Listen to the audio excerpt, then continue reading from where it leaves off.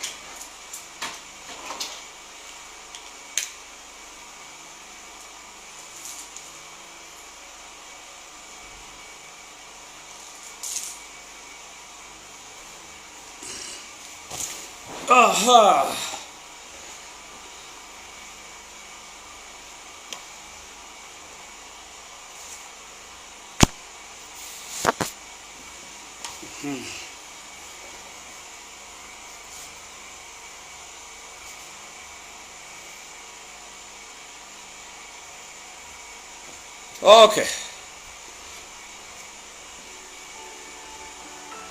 Still worry this man. Still worry this man. Okay. Wadomo.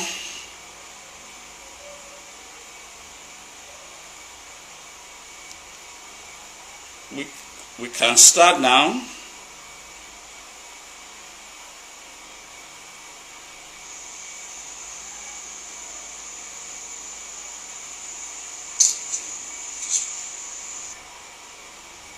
We can start, right?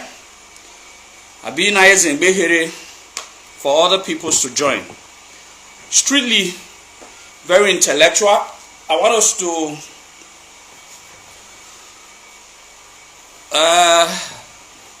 not really read. Domo. They said of what use it is for we to talk about this topic. But even the Yorubas themselves have been talking about this topic. Even when Manima Kain, Iwigbo, they have been talking about these topics. The Yorubas are now creating a lot of medias to talk about this topic. Why we,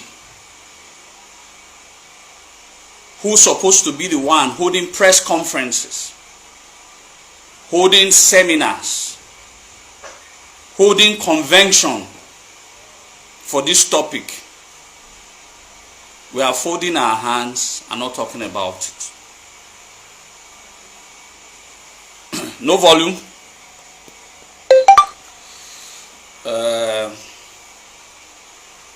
Is it audible now? Confirm, please.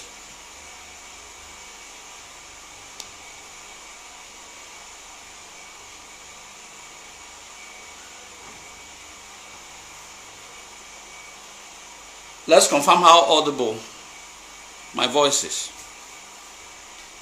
so that we can proceed.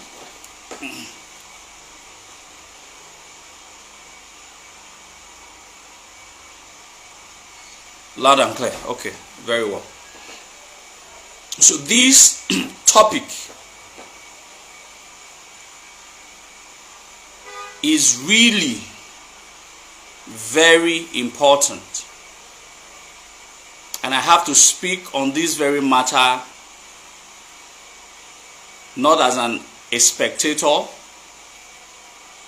not like someone who is not well informed, someone who is very well informed. In short, if you go to Nebo TV on YouTube, I remember I did a very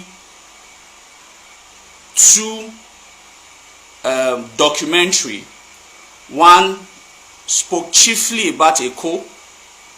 It's still on our YouTube page till date. Then I did one of the most detailed history on Obaorogboa. The essence of today's topic is centered around one man amongst others, and his name is Obaorogboa. The concept of Asikpa, Ado are ephemeral histories, are deceptive history. They are not that so much important as to Obaorogboa.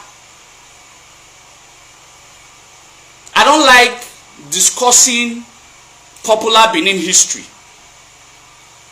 I like discussing authentic Benin history. I like going to the roots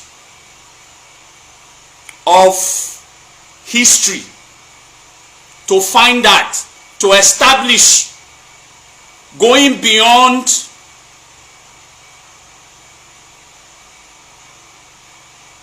the not so conclusive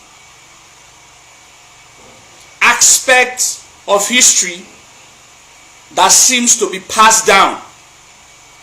I like to put my history out with the hope that it becomes the basis at which the Benin people can begin to run with. So when we are talking about Eko, we should not be talking about the people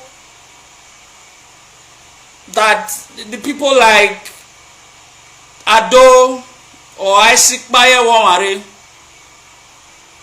Those are later day history.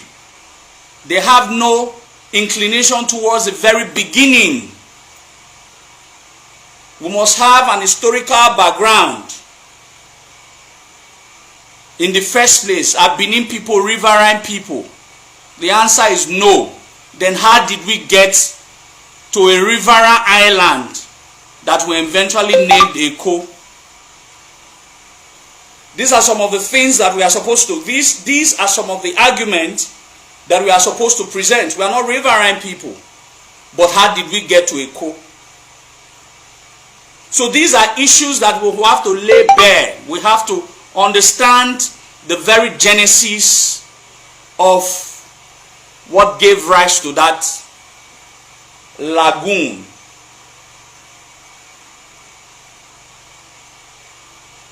This is what we need to talk about today. The very genesis of the story. So that we cannot use our tongue to count our teeth. Whether we founded there or we conquered there. Either we founded or we conquered. Don't let anybody confuse anybody. They are trying to make you feel you conquered there. Yorubas originally will not agree that Benin conquered them. Even when we have conquered almost all the southwestern states in the days of the imperial minds of the Benins. But they themselves will still not agree that the Benin people conquered them. So, but when it now comes to the history of Eko, they now surreptitiously now agree that we conquered them. Something is not right. They want to give you, they are forming a sort of a bastardized history in your brain. That, oh, there were people there because we were imperial. This is the first time they are agreeing that we were ever imperial. We did not conquer anybody. We did not conquer anybody.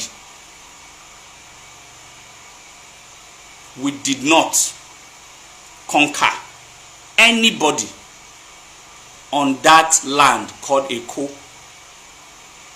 We established it. We did not conquer it.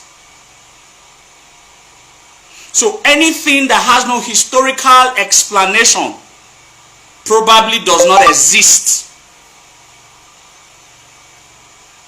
Anything that does not have historical explanation probably does not exist. What I'm saying is that if they are not able to remember what it was called before we got there, meaning it was not in existence before, otherwise you would have been able to remember the story. The Benin people can still remember vividly the story of Ogiso Odolige that lived somewhat about 1,500 years ago. Vividly. The Benin can still remember the story of Ogiso, his attributes, where he was born, who was his father, where he grew up, where he was trained, where he was tutored, what was his profession growing up. The Benins can still recall. That is a story of 2,000 years ago. 2,000 years ago. The Benins can still recall the story of 2,000 years ago. Not to think of the story of someone about 500 years ago. Ohage Nedia.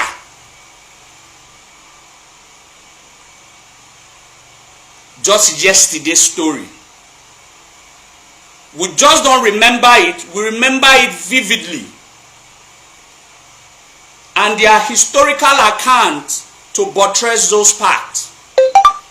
Before I start to narrate the story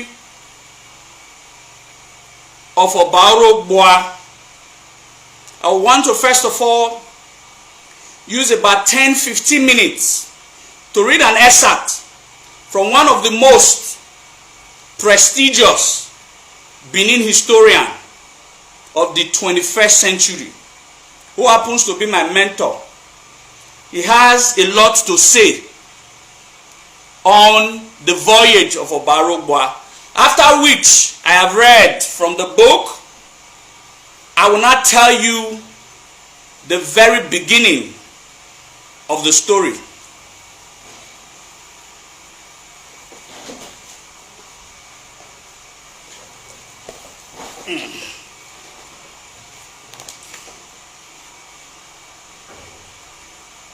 He has a lot to say about this. 161.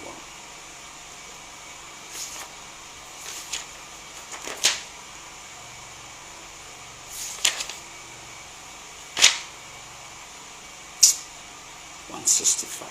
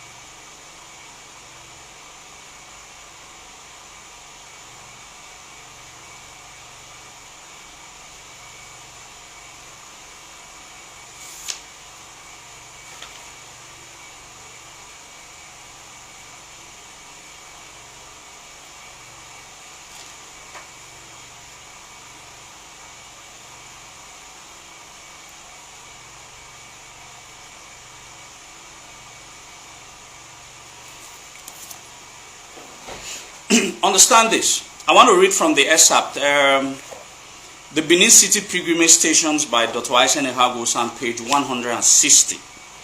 Because I didn't want to go through a lot of stories, but I just want to be reading what concerns our historical study today, and after which we'll now go to the history proper. I want to establish some very key points. Now,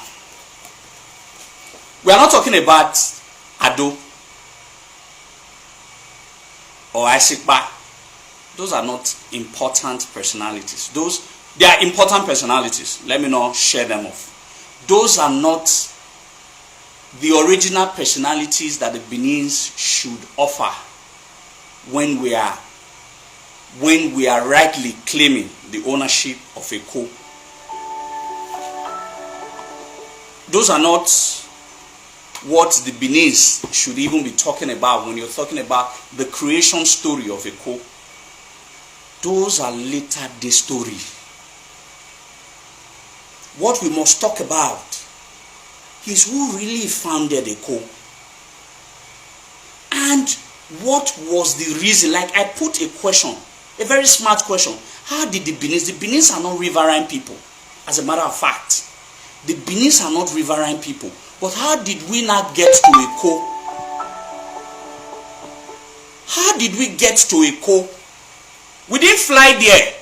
We are not riverine peoples like probably the Jos, the Shekiri, the Lajes, the waterside Ijebu.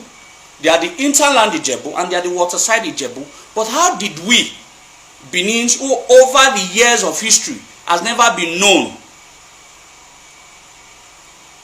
Let me silence my phone. Has never been known to transcend towards the riverine aspect or the riverine shores of their vast empire. There must be a story behind it. But look at what Dr. Imasuen was trying to establish. Alright? And he wasn't talking about Obaro, but he was talking about, this column is talking about Ezomo.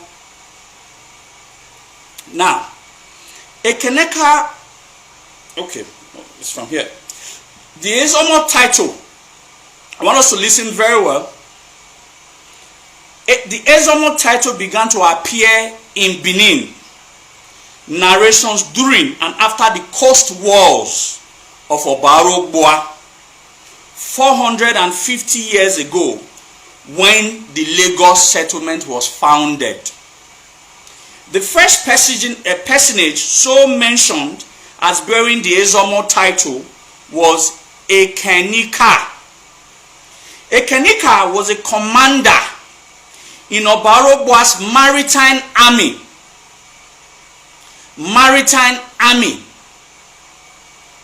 This army brought lands bordering the extensive lagoon system, running parallel to that portion of the Atlantic Ocean called the Bight of Benin, under the sway of Benin.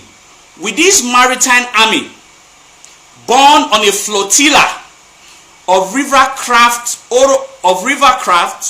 Orogba founded Lagos, and it is believed he explored the Langu system to its farthest westward reaches through Dahomey to the Volta River basin in present-day Ghana. Why this Ekenika is very important to this story of Oba Arugboa? Ekenika is the father of the Obazwaye, which in Eko is called Bajulaye. It is very important that the progenitor of the Bazwaye family line that are still surviving and subsisting to date in Eko, their father was called Ekanika. He was the head of the military might of Oba Arugboa. They will want to know, how did their family get to Eko? Their families are one of the aboriginal owners of Eko.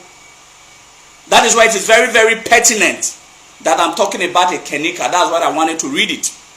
Going further, the personage Ekenika, until contrary evidence suffices, should be regarded as the first Uzebu Ezomo of Benin.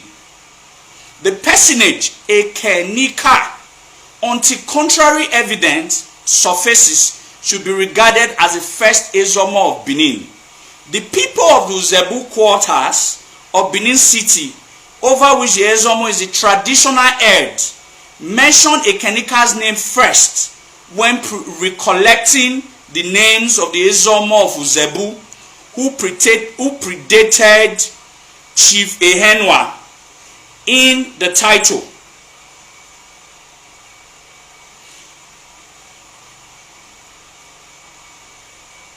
Ekenika was a riverine man.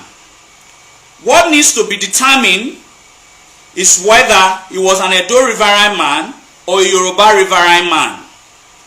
That he was a riverine man is attested to by his history and also by some of the objects of decoration in his shrine at the Obazwaye family house in Ugbagwe quarters, Benin City. The Obazwaye family, being the main Benin City descendants of Ekenika, among the objects of decoration in the ancestral shrine are the remnant of 2 canoe paddles. There is also a miniature carving of a man in a canoe representing the patriarch. During any celebratory gathering of the family, the man in the boat artifact is placed floating in the large basin of water, and his random movement encouraged by stirring the water with the uhure. The wooden ancestral totem of the family. Prayers are said, and then each family member present is given some of the water in the basin to drink. It is moreover believed by the Obazwaye family that since they are the children of a Kenika, members of the clan are immune from death by drowning in any body of water. Hence, in the Obazwaye's family, there is a parable. Ameigbe Ovie Kenika.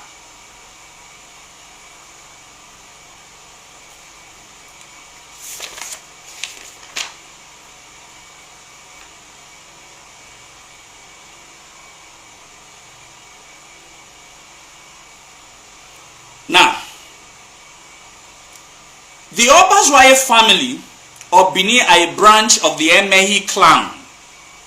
Deriving this lineage from a Kenika, their morning salutation is Lamehi. The riverine people of Uwoton village, the river port of Old Benin, belong also to the same Emehi clan and have the same Lamehi word as their morning salutation. Since Ekenika was undisputably a riverine man, it would be reasonable to suggest that he was an Uwoton man with his roots in that Benin riverine community. On page 218 of volume 1 of his History of Southern Nigeria, Percy Amowie Talbot, who was a colonial resident of Benin province, wrote, Orogboa, Oba of Benin, visited Ijebu-Ode in the company with the Portuguese. Okay, I don't want to go through all of that. Let me go down. The Portuguese, according to Talbot's testimony quoted above, were with Orogboa in his lagoon expedition.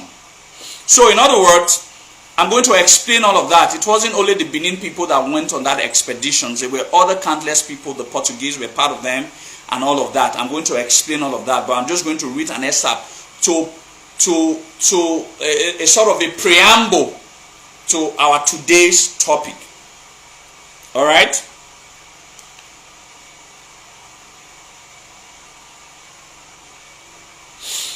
Yeah. The Portuguese, according to Talbot's testimony quoted above, were with Orogboa in his lagoon expedition.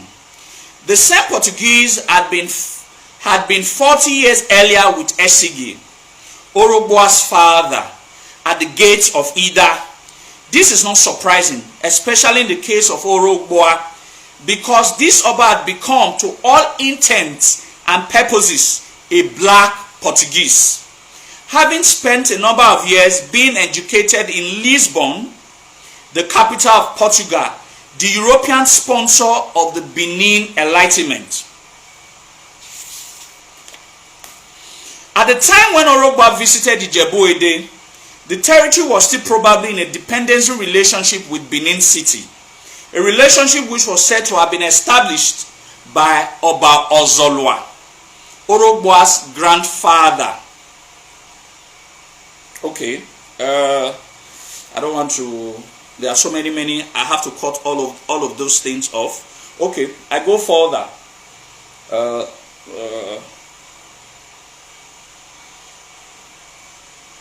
Now, he was talking about, okay, let me just go ahead. At this period in history, Bartolome Diaz had already sailed around the bottom of the African continent and discovered a sea route from Europe to Asia.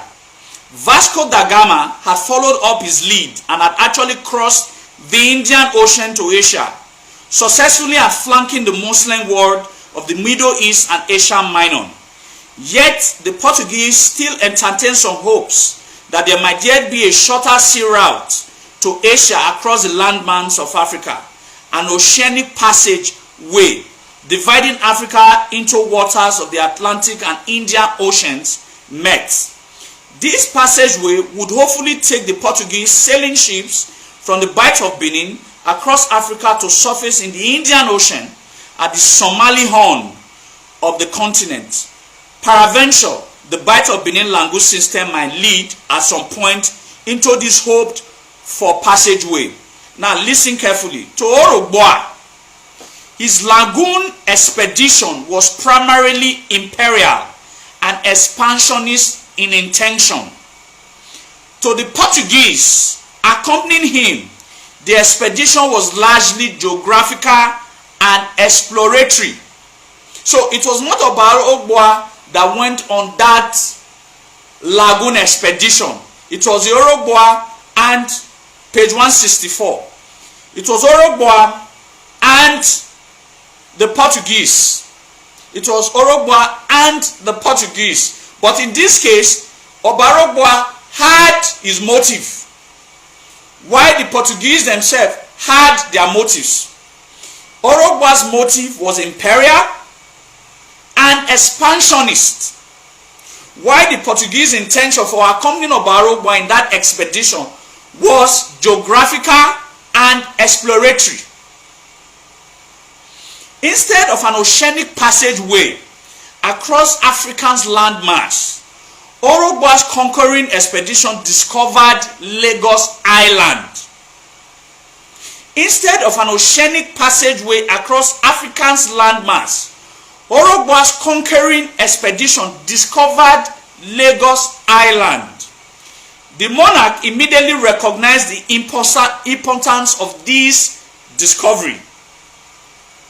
I want us to listen very attentively. Instead of an oceanic passageway across Africa's landmass, Orogba's conquering expedition discovered Lagos Island.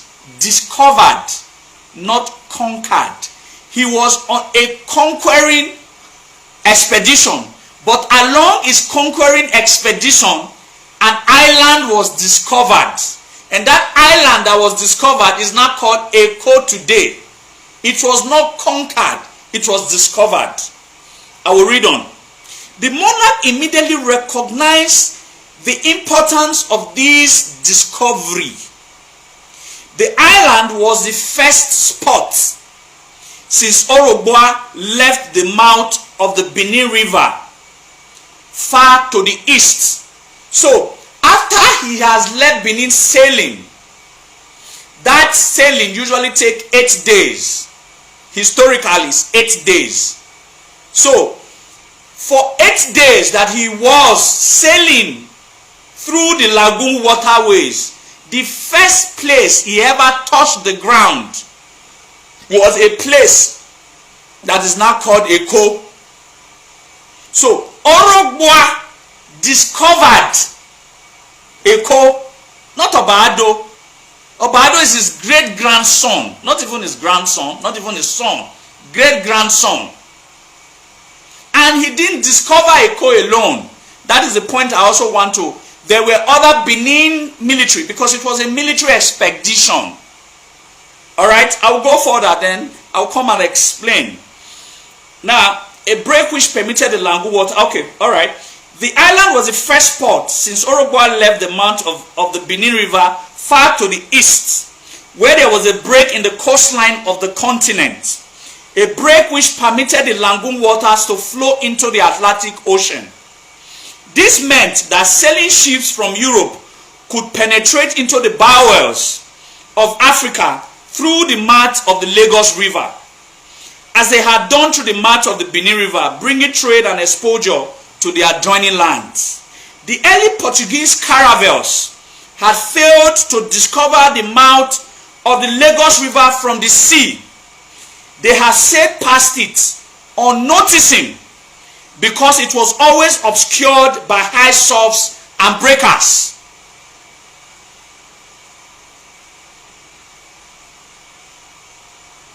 Alright? Around. So, what Dr. Aishen Ehabosa has been saying now, Europeans have been passing through that Atlantic Ocean line, but they could not. That island was unnoticed, because instead of them traveling through the Lagoon coastline from the Benin River mouth, they did not. Instead, they were surfing through the Atlantic Ocean. So the Lagos Island was not visible to the European sailors that were sailing around that region. But since Orogba was sailing along the coastline and not through the coastline, he discovered that island. So that island was impossible for the Europeans to discover because of their traveling route. It only became visible only because we traveled not through the coastline but along the coastline. It's a simple historical fact. The Europeans did not discover the island because they were traveling through the Atlantic Ocean line and not through the coastline.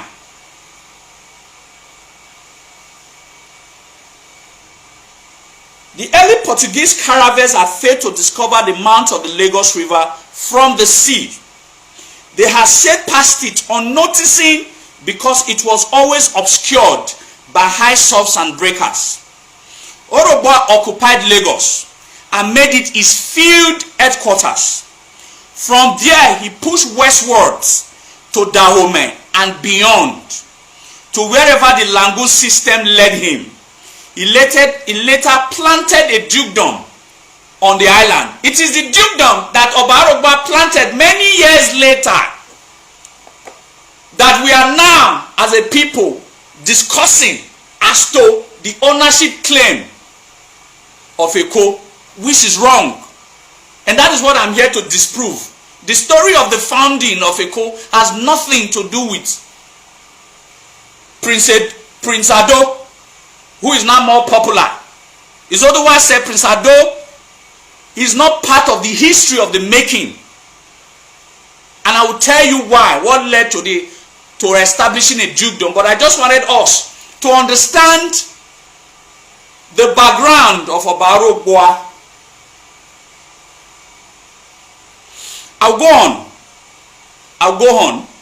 Sheathing his sword, silencing his guns, and bringing the expedition to an end, Orogboa returned on the waters of the lagoon to Benin. When the army arrived home, Orogboa settled a Kenika in Uzebu quarters in Benin. The Uzebu quarters of the city was a creation of Oba Orogboa's lagoon expedition.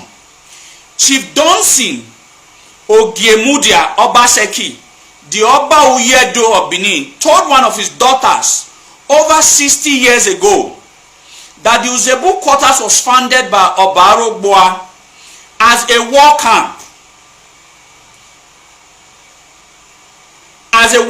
Where the soldiers of his Lagoon campaign were gathered and trained. The Portuguese probably lent a hand in the military training by putting the soldiers through in the art of handling firearms, especially the firing of cannon. The war camp subsequently kept up a steady supply of reinforcement to the army during the years the Oba was in the waters. Now listen very well. The Uzebu quarters in Benin City is therefore of the same age as Lagos, founded in the pursuit of the same purpose by their common founder, Oba Orogboa. I'll come back to the book. Let me explain something. It's very clear. It's very historically clear. Uzebu, how Uzebu quarters was founded.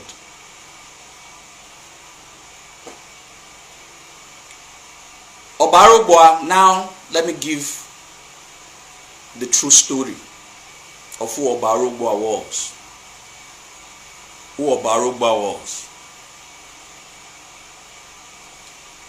Don't forget, at the time of Oba Isige, that's when the Christian people were trooping into Benin. There were bishops and a cathedral and 3 parishes were established. We've talked about all of these stories. At the beehives of that, Oba Isige became an ardent follower of the Christian religion. Everything that he wanted to reflect his newfound religion. Like I've told Benin people, the Imasuen story does not exist. The Imasuen story, Oha, if the Benins want to tell a story that is unpleasing to the ear, they will tell a counter story to cover the real story. An apocryphal method of telling story, an apocryphal tale of Imasuen was concocted to cover the real story of what really transpired between the Benin-Ida war. What caused the war between Benin-Ida was not Imasuen or Oliya deceiving Imasuen. Imasuen now took, Oba Isige get angry and he went to took beads and to use ukor to take beads. Those are tales.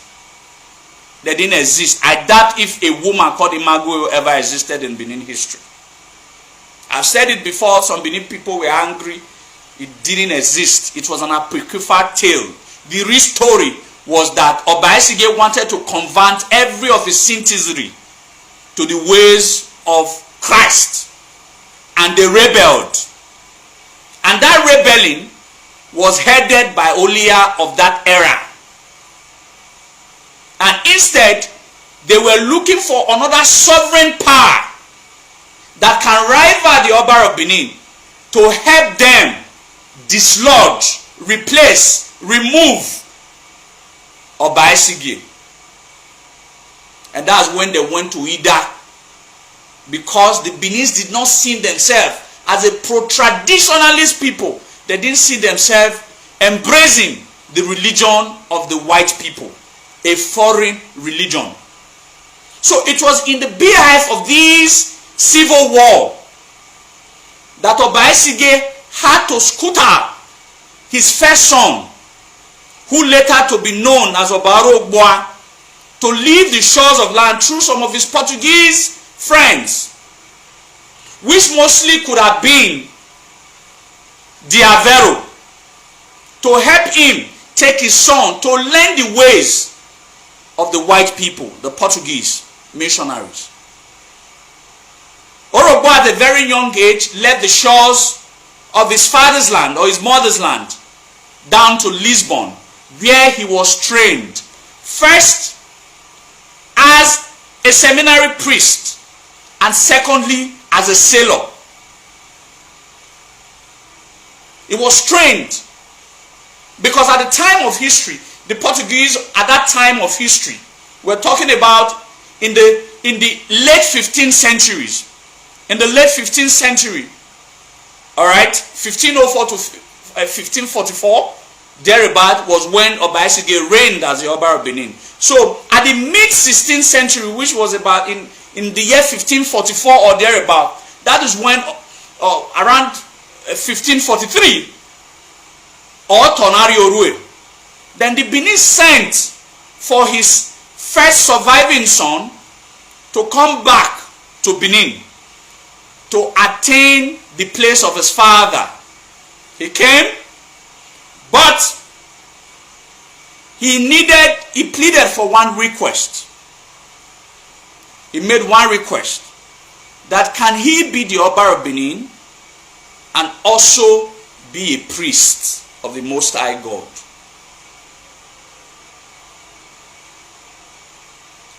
Edona told him, Ahioba Goba, you cannot be a god and also serve another imaginary god. You have to choose one. You are a god on earth. You cannot be seen serving another god. You have to choose one.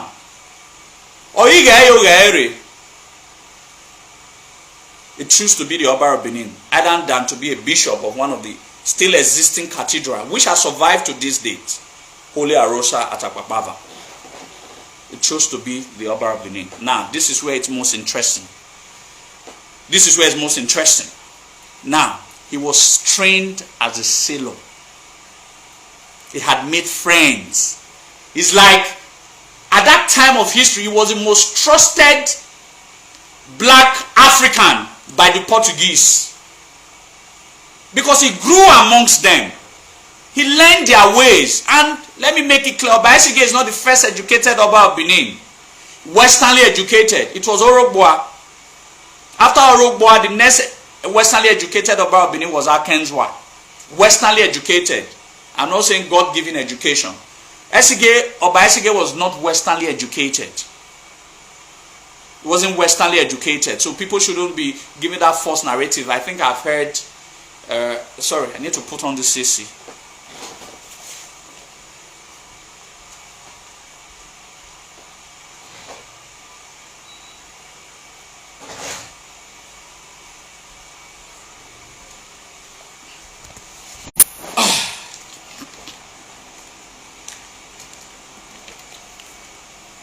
I'm already feeling sweaty.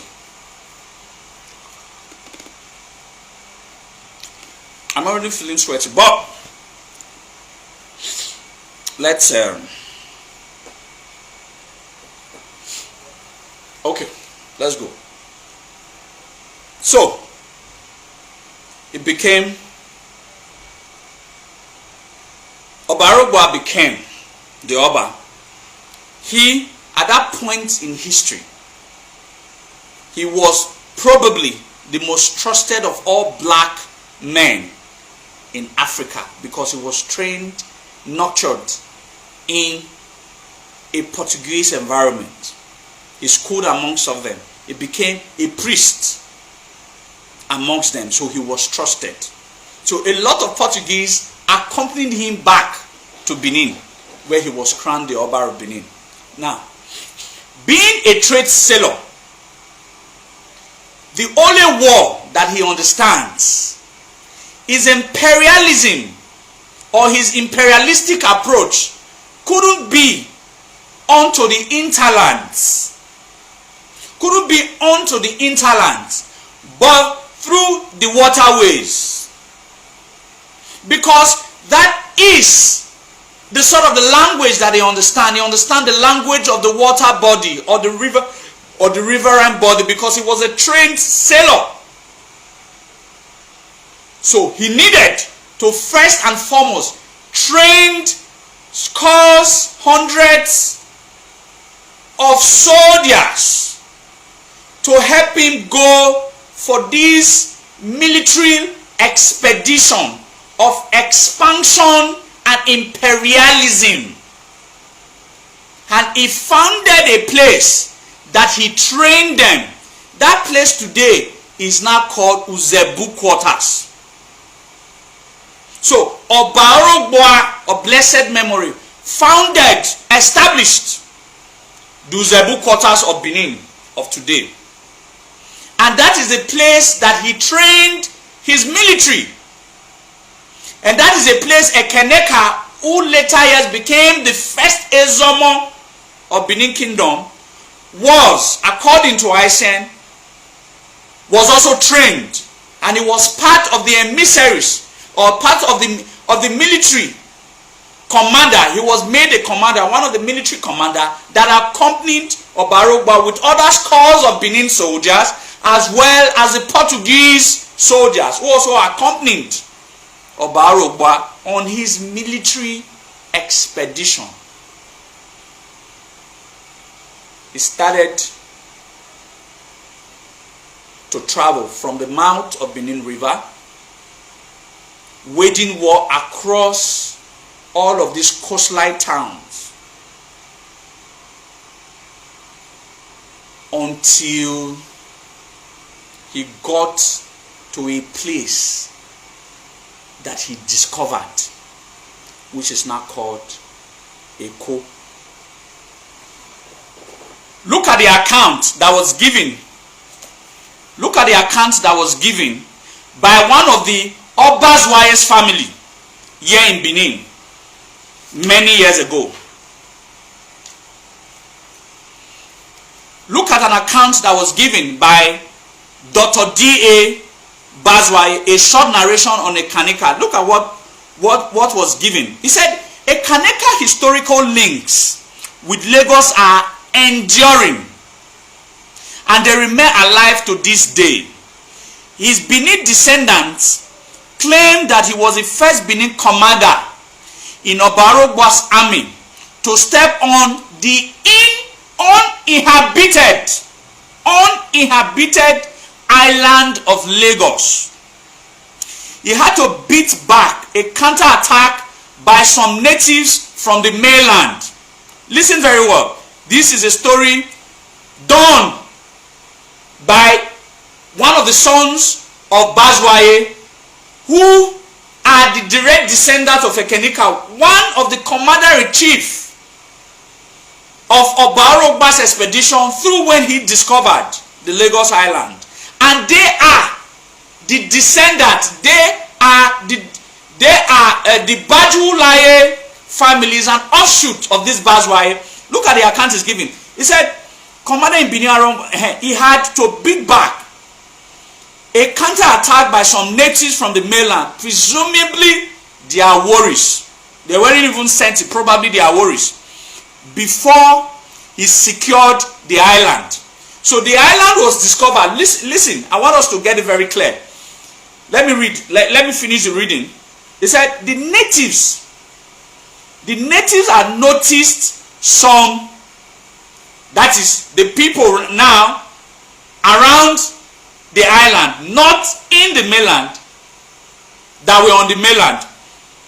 He said, I noticed some discarded bear leaves, which had been used as food wraps by the Benin soldiery, floating on the water. The leaves were tropical forest leaves, not found in the brackish mangrove swamp land bordering the lagoon. So the leaves were foreign to the people living on the mainland, not on the island, because there wasn't anybody there when the Benin got there. It was uninhabited when it was discovered by Obarogboa. The Aworis knew then that they had people in their midst and attacked, following in direction from where the leaves were floating. So it was the leaves that directed the Aworis or whoever that was on the mainland towards the undiscovered, yet to be discovered, except by the Benin's island. So it was a leaf that directed them towards the island. They never knew it existed.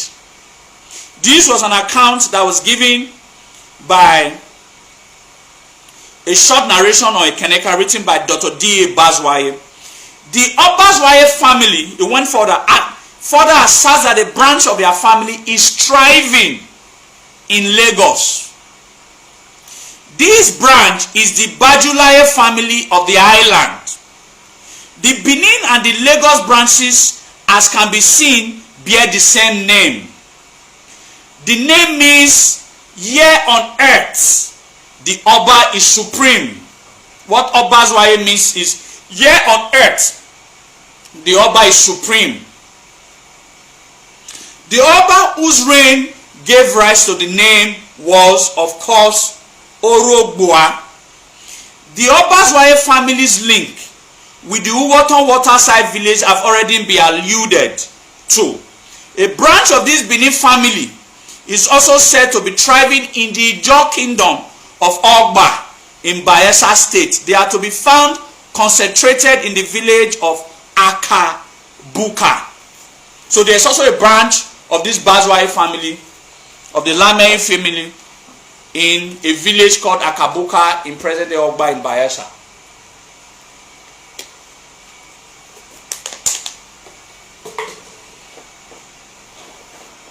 These are snippets of people who really has a stake on that land, or who really, the Benin descendants, who really their parents founded, or who really their ancestors founded that land along with the founder, which is Obarogboa.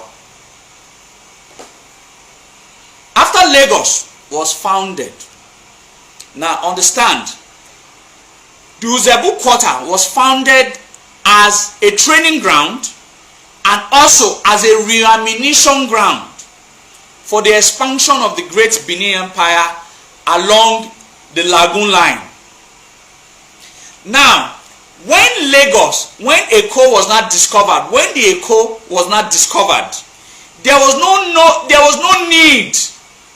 Now going back to the interland of Uzebu, which is at the west gate entrance into Benin City, for reammunition. Instead, another camp was constructed on that island because it was uninhabited. It was uninhabited. Another camp was constructed on that newly discovered island, so that reammunition exercises can take place while the expedition goes further to the westward. Instead of going back to Benin for reammunition or for more soldiers, it was not safer. Instead of going 8 days to Benin, 8 days to the mouth of Benin River, and it takes you about 7 days to get to the interland. That takes about 15 days to get to almost Uzebu. Then another 15 days to go back to Eko, a newly discovered Eko, which is now 30 days, 1 month. It was not best that since we now have a new discovered environment, let's create our war camp so that we can use there for reammunition while extending towards the westward. and the expansion begins to go towards to the river until at about Obarogba has just gotten to around the river Volta, which is almost at a place where the Lagos system had terminated. A message came that his son has committed an abomination, that by the laws of the land he should be sentenced to death.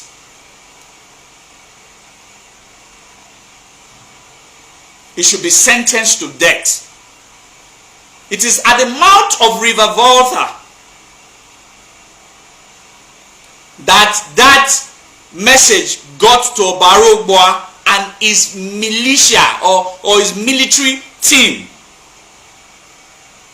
that there was crisis in Benin, because he has been away for some years, expanding Benin towards that region westward. He had to turn back. On his way back, he branched at a place he founded, now Lagos Island, Eko. He stopped there and he discovered that it was not just only his military people. There were other influxes of people who were staying at the surrounding areas. From the mainland, they were now trooping into the place that he discovered. He realized the commercial value and the importance of Eko. He set up an administrative system, not a dukedom. An administrative system to help him overlook, a sort of an administrator to help him in absence, to look out in his absence, to help him watch until he returns back for his further expansion.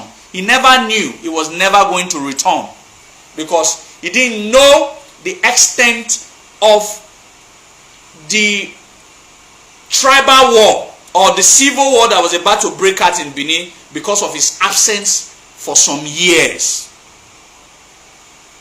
So he set up an administrative system to help him overlook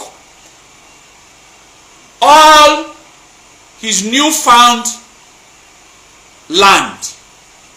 The land that was uninhabited before he gets there. The land that was not in existence in the mind of those who were surrounding it, because they never knew that such place had existed. And Obarogba himself had founded that place coincidentally. So he set up an administrative system and left. He got to Benin and he discovered that the crisis was enormous. That on no account, if he there leaves, the center will no longer hold.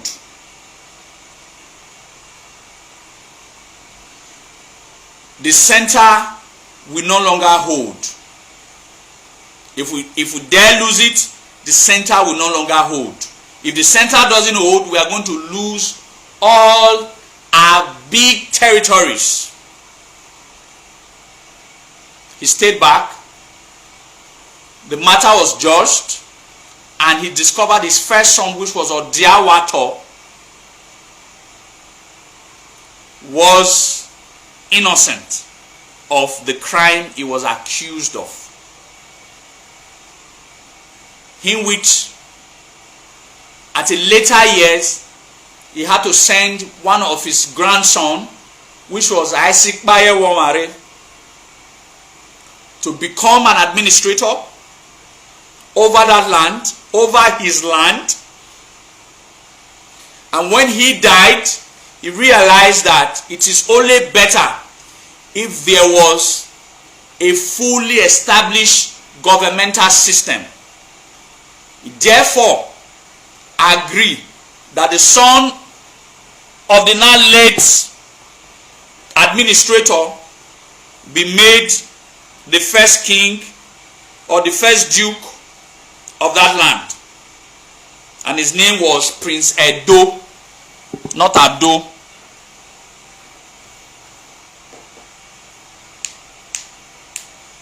His name was Prince Edo, not Ado. Ado is a Yorubanized, is a Yoruba way. Is a Yoruba way of calling Edo people. So it's not Prince Ado. It is Prince Ado to the Yoruba, not Prince Ado to the Benins. His name is Prince Edo.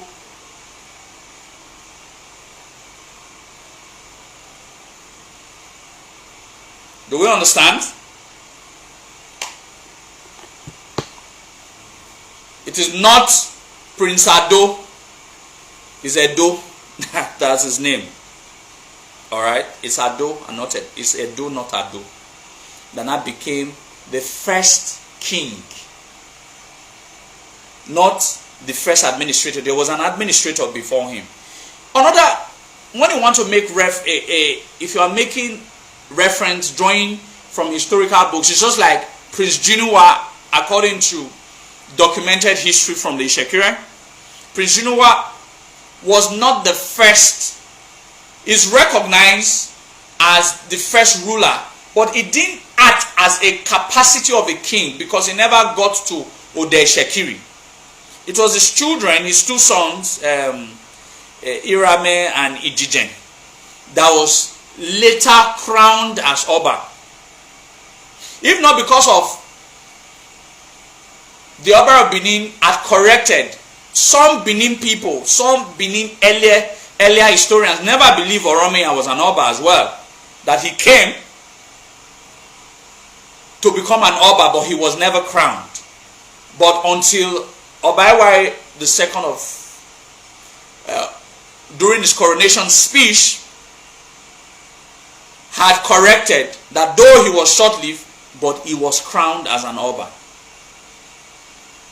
Otherwise, he would have been in the capacity of an administrator and not as a king. That was the same thing with Isikpa. He was an administrator, not the full-fledged. He had no rights to become a king because he was never given the right to, until his son was given the right to take over the leadership of that land. And he became the first king of that land, or the first Eleko, or Oleko.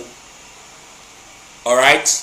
In this sense, not the owner of a co, the holder in trustee of the owner of a co, like an Edaiken or a co, like a holder, a placeholder in trustee of the Oba of Benin. Let us look at, I didn't listen to what Reno Omokri said. I didn't take time. It was quite a very long thing. A lot of persons tagged me on the Daddy Freeze and all of that. I listened to about a few minutes of what Reno Omokri's argument. Its first argument was that the Benins conquered the Eko, proving that we didn't. We founded the Eko. We didn't conquer them. Secondly, he said we renamed.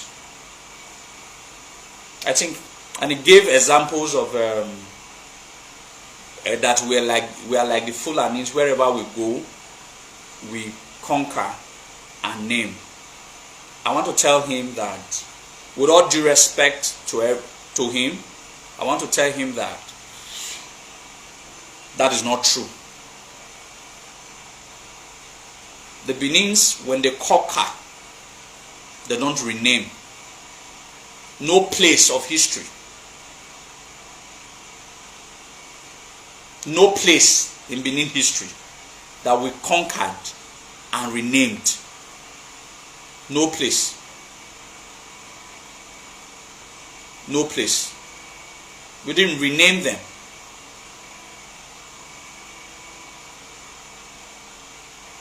The only thing that the Benins, in throughout the years of their conquest, were always after was leadership position. They were not after names of the locality, language of the locality. Were never. Those things were secondary to the concept of our conquest. Our conquest was all about leadership. Take a place, put one off, either the Obasan or any befitting warrior to head. Why the name of the place remains unchanged. All the place, bring all the history books of all the places the Benin conquered. I have established you cannot put Eko because we didn't conquer there. And you don't rename, the Benin cannot rename a place Eko. And I will establish that. We cannot rename. If we conquer a place, we cannot change it to Eko. Because in the first place, Eko is a natural state. Before a place can be called Eko, it has to be on its natural, uninhabited states. I'm trying to make our people understand something. It's just like a newly born child is a baby. You cannot say you named a baby.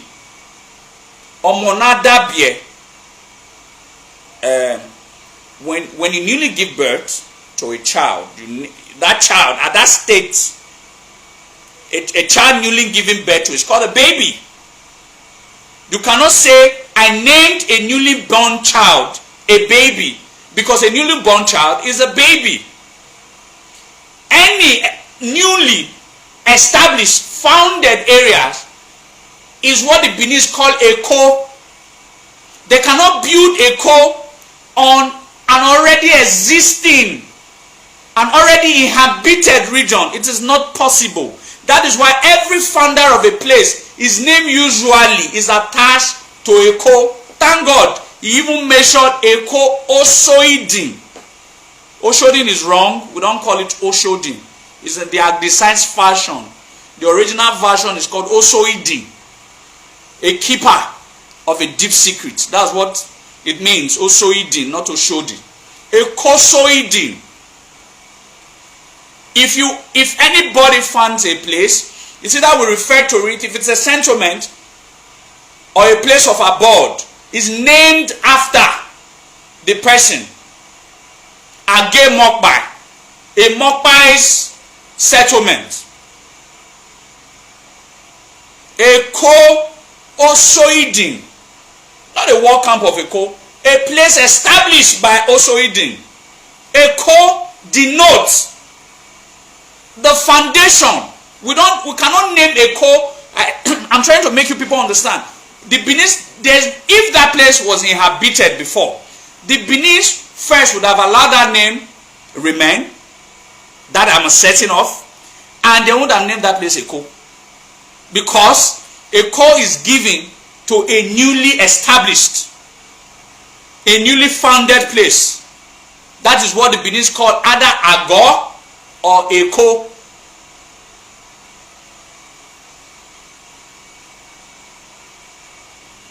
Do you understand? Because Eko as a word cannot be built on an already existing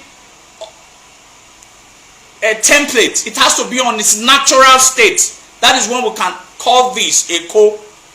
Like it's a camp. In this case, Orogboa. Orogboa's camp. Orogboa's inhabited camp that he used for.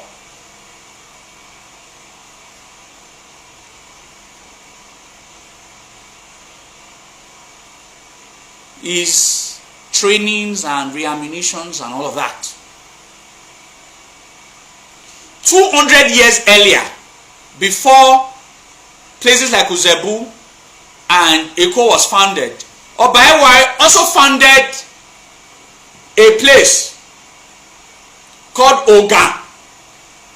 When Obaiwai the first had waged war towards the eastern region,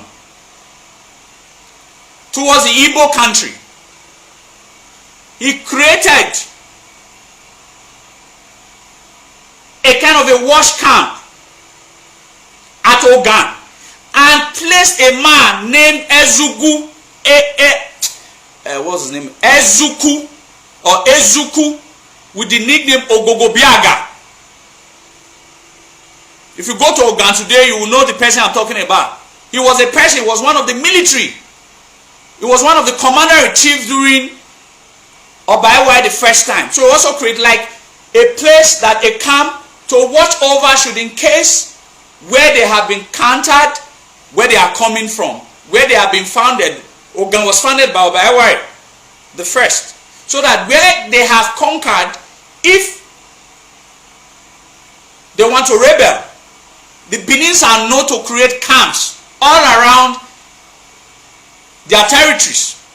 When the Benins wage war against the Ida people, and after the eventual winner against the Ida people, they also created a camp called Ago Enibode, a sentry camp, a camp to watch if the defeated Ida will want to rebel or want to retaliate. Benin has a way of creating camps at strategic positions, just like Eko was also created.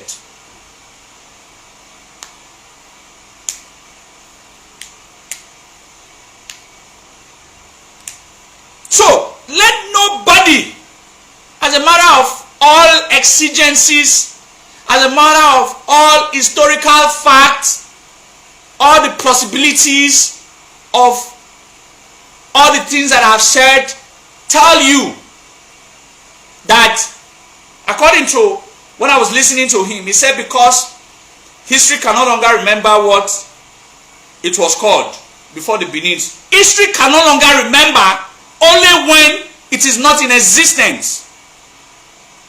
And the history we are talking about, that is why at the beginning I said something. History can no longer remember only when it is not in existence. The story that we are talking about is not 2,000 years ago. It is not 5,000 years ago. It was just about sometime 500 years ago. It is not a too far history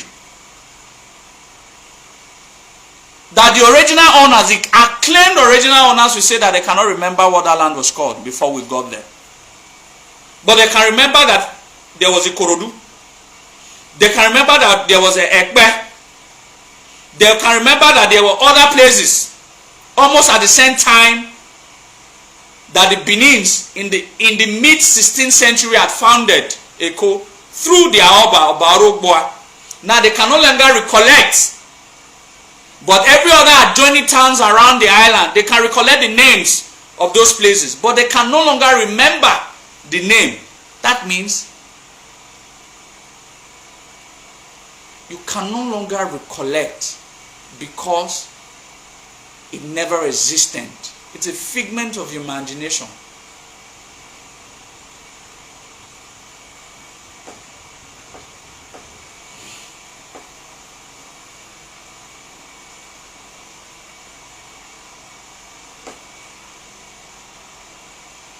So let's keep history at its purest form.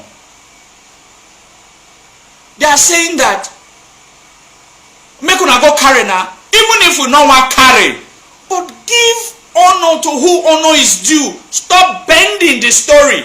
We didn't conquer that place. If it were conquered, it would have been written and recorded by any of they were Portuguese. The Portuguese has the highest record of Benin history. Never in a place will you see it in any Portuguese archives that the Benins brought war. And in the year so this, the Benins went to fight war against a people called Amowie or blah blah blah. And would have also recorded it. That when we got to a place now called Eko, we met some Aborigines, we fought with them. There was a head, there was a leader of their group, we fought with the leader. Then we are talking about the story of 500 years. The Benins can still remember accurately the story of 2,000 years ago, but we can't remember the one of 500 years. That's shameless. Shameless to them, not to us. Because we have all of those facts and findings. We have them well archived and well documented. If by today, in our next class, I will tell you how we lost Eko. Oba Buddha, the son of Obarogbwa,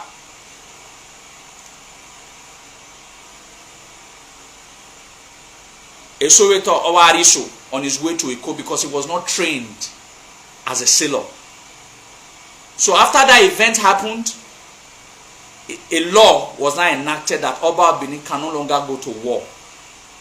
So the Obas of Benin from Obarogba, who founded it, Obarogba was the founder and the last Oba, the first and the last Oba to ever get to Eko. Until I doubt if Obavoramen got to Eko, I doubt. There's a possibility that Eweka should have been to Eko. There's a possibility, yes. But I doubt if Obavoramen went to Eko. Probably until Eweka. That is almost about 300 years. Where the owner of Eko never visited Eko. It was report of the people that he put there that were not giving him feedbacks and reports. Aye, awe mi Eko. Awobama ayo.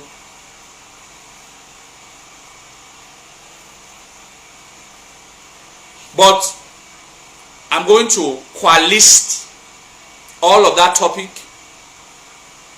all of that fact findings, the Benin after the British came and all of that. After first the Portuguese, then the British after they all came, and how, in other words, what I have just said, if the Benin people who have been following me should know that without the Benin people, without Obaroba, even the Portuguese wouldn't have known that a place called Eko exists. That island existed. We took them there. It was part of our sojourning that they followed Obaroba for that sojourn, for that military expansion. That's when they knew that it existed.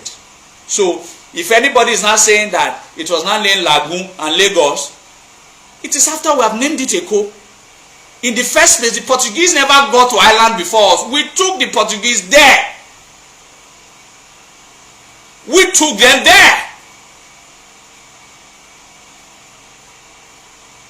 So I just want us to think out of the box from the historical explanation that I've given, the template of the arguments that I've presented.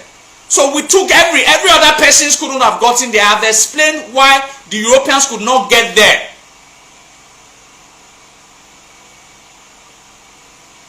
They could not get there. The first Europeans that got there, we took them there. And when Obarogba discovered that place, that's when they now knew it existed. So towards their later sailings, they knew that there was an island there.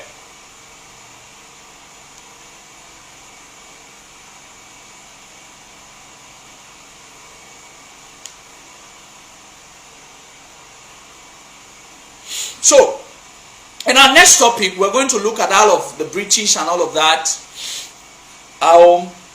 Do you think when we got our independence, the British would have allowed the Benin's to take over their territories? The Benin's didn't allow us to take over our territories of Ondo State and some part of Ekiti and all of that. Not to think about far Lagos. The British intentionally wanted us to be annihilated from the surface of the earth. So everything that will make us rise back was never part of their intention. So they created hamlets of tribes, chiefly now called Yoruba, to be the propagator of putting us down, using all sort of lies and historical fabrications to ensure that we never exist.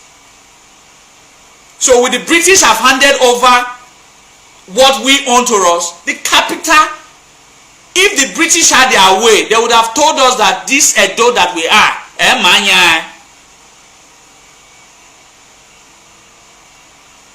everything that we own, because they wanted to annihilate, or they were afraid of the rising of the Benin's, we nicked them Because we were about the only people that looked the British eyeball to the eyeball and said that you cannot have this. We are the owner of this, you cannot have this, let's go to war. Why the other ones were just saying, Ekbelesa, Ekbelesa, Ekbelesa, Ekbelesa. It was only the Edo people that had the balls to say you are a foreigner, you cannot dictate.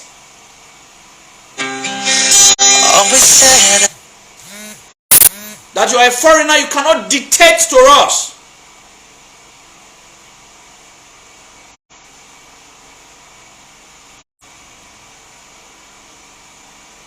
So, if anybody tells you that the British would have handed over, would have handed Benin to us, would have handed Lagos to us after the independence, he or she is living in fool's paradise.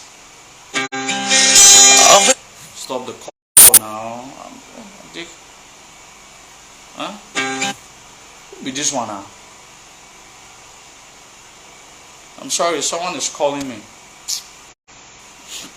Sorry, the call is coming through. So, if anybody thinks that the British would have handed Lagos to the Aboriginal owner, a code to the Aboriginal owner, that person is living in fool's paradise. The people that wanted to completely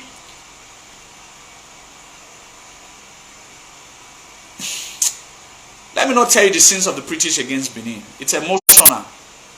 So if anybody is thinking that when we got our independence, the British will now say go and carry, every single countries that are in possession of the Benin artifact are willing to return, except the same British.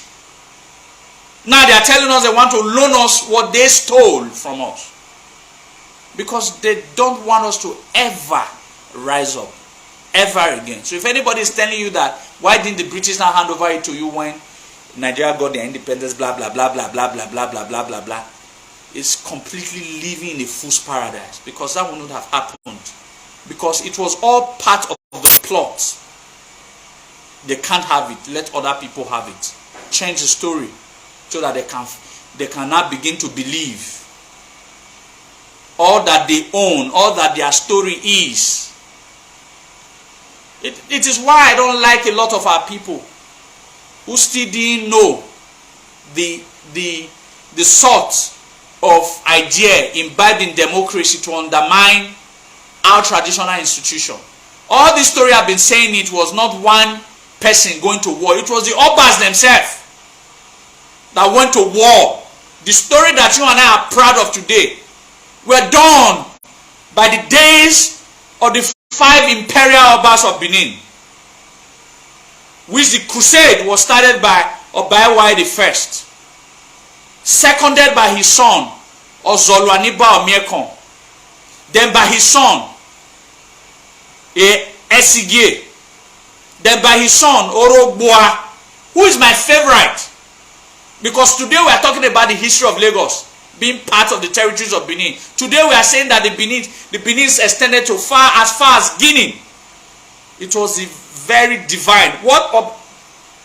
The expansion that Obarogba did for Benin is bigger than Ewaye, Ozolwa, Esige, and Ehembuda combined together.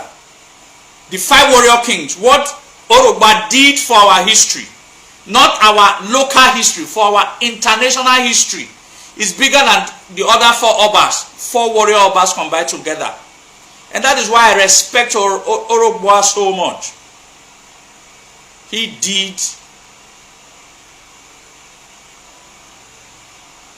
in the local history of Benin, Obaewa is the greatest.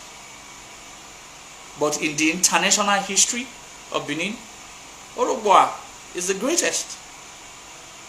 Is the greatest. Why quote him? I want you.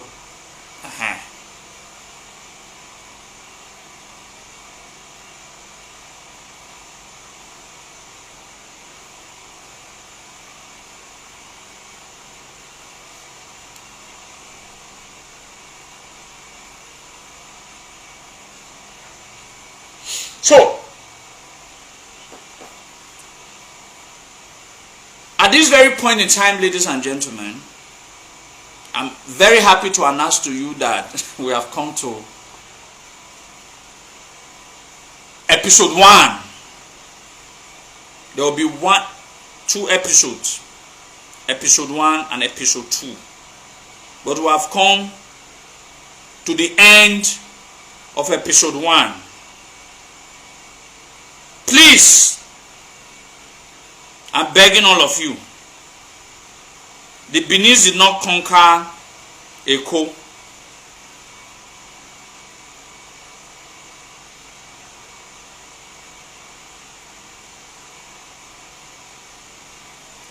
It was founded by them through their imperial Oba Orogboa, and not Prince Ado. Prince Ado was not a warrior in the first place, or Prince Edo was not a warrior in the first place.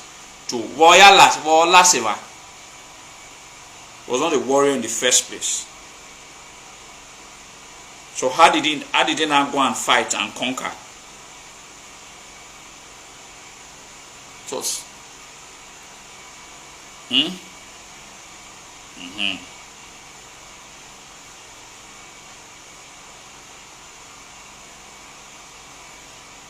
So I thank all of you for those who support Izoduwa and his brand. This is episode 1. Episode 2 will talk about the recent Eko history and how the British, in connivance with the people now called Yoruba, took that land from us. We're going to talk about that. That's episode 2. Then we're going to bring up archival materials to back up all that we are saying and how they played the mago. But I've given you the background knowledge of the history and the genesis of the establishment of Eko. So I thank all of you who came here today to listen to this episode. Share it. You are now well nourished. I didn't speak on this matter since because I wanted to take my time as a lover of history to do my findings, to do my researches, and I just wanted everything to calm down a little bit so that I can put the true perspective in the true perspective out there for people to actually see. And this is the true perspective from the owners of that land, Eko. Invaders or foreigners should not be telling the Aboriginals the history of a place founded by them. It should be the other way around. They are the invaders. In other words, what they are accusing of Igbos now, is what we certainly can also accuse of them 450, 500 years ago. What they are accusing the Igbos now is what we can also accuse them. But they said we can no longer take there. Fine. But tell your children. That is what we are saying. Tell your children. Stop lying to them. Tell them who really own that place. Just like they used to own Kwara.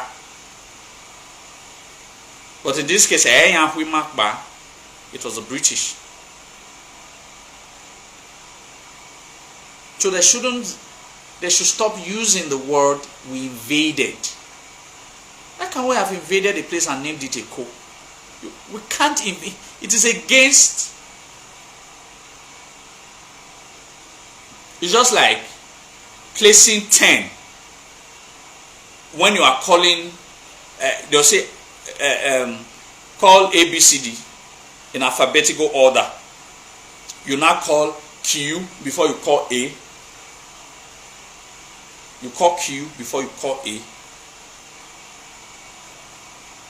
We can't conquer a place and name it Eko. No, it's not possible. It's not possible. I know a lot of persons who don't know that because they are not from here. It's against the principle of our existence as a people.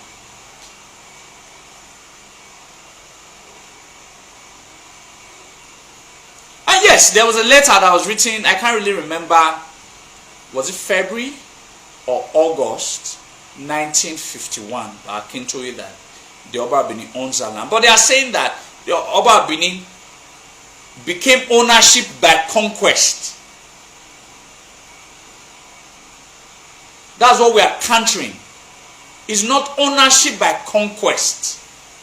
We didn't own Lagos because we conquered Lagos. We own Lagos because we founded it.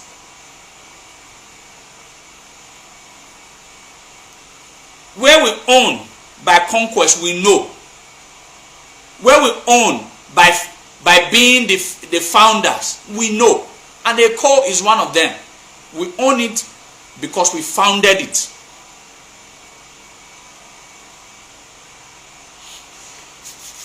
The legacies of Oba Arobua shall never be forgotten, and we can never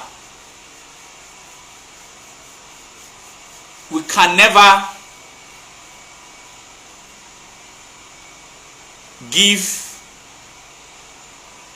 the glory of Oba Arobua to his grandson or his great-grandson. The glory of Oba Arobua remains Oba Arobua's glory.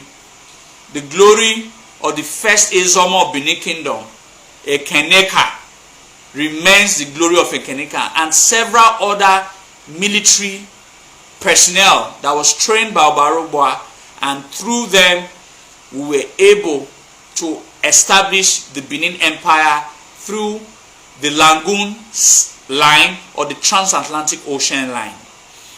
These we will never forget. The legacies of Oba Arobua, and we should not be talking about Eko and not talk about Oba Arobua. In him, all glory of the foundation of Eko should be given, and not Edo or Isekpa. It is misinformation over the years. Like I always say, I'm an historical revolutionist. I'm an historical revolutionist. The glory of Eko should be roundly given to Oba Arobua, not Prince Edo or Isekpa Womari. That is a message that God and our ancestors wanted me to pass to our Benin people. Oba Arobua onyeko, nyomweko bo, uyi oweko bedenena, oe akase norogboa rie yoteko. Oh my way. So I thank all of you. May the legacies of Oba Arobua not be forgotten. May the legacies of all the heroes and heroines and the warriors of these lands who has fought tremendously for this land during the time of the great expansion of the Benin never be forgotten. So I thank all of you, and may we be alive to defend our history and defend all that is Benin and all that will ever be Benin. Oba Atokbe, you say.